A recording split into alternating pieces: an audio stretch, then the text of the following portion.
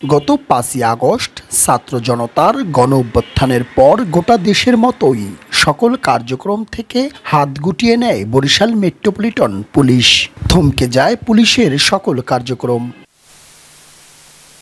Police পেশার কর্মীরা অনিরাপদ বোধ করায় ভেঙে পড়ে আইনশৃঙ্খলা পরিস্থিতি ও ট্রাফিক ব্যবস্থা।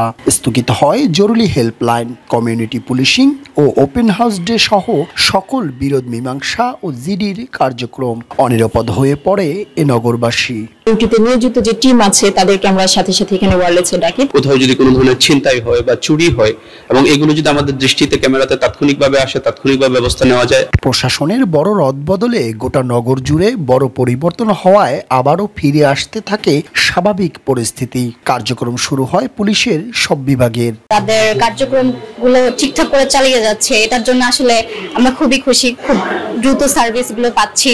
বর্তমানে পুলিশ কর্মস্থলে নিজের দায়িত্ব সঠিকভাবে করায় সাধুবাদ জানায় সচেতন মহল। পুলিশও তার দায়িত্ব, তার কর্মক্ষেত্রে যে দায়িত্বটা আছে সে সুশৃঙ্খলভাবে পালন করবে। পুলিশ জনগণের কাছে যায়, তাহলেই জনগণ নিরাপত্তা বোধ করবে এবং সাধারণ জনগণ নিরাপদে থাকবে।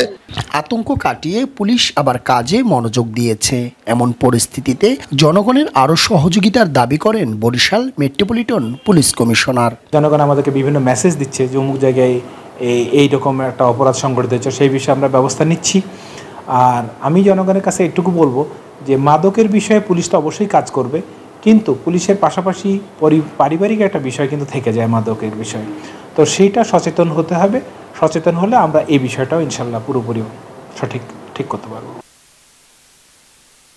গণ অভ্যুত্থানের নতুন দেশে দাসত্বমুক্ত হয়ে পুলিশের প্রাপ্য সম্মান, সক্ষমতা, সততা আর দেশপ্রেম নিয়ে এগিয়ে যাবে আগামীর বাংলাদেশ। এমনটাই প্রত্যাশা আমাদের সবার। পারভেজ রাসেল, মাই টিভি, বরিশাল।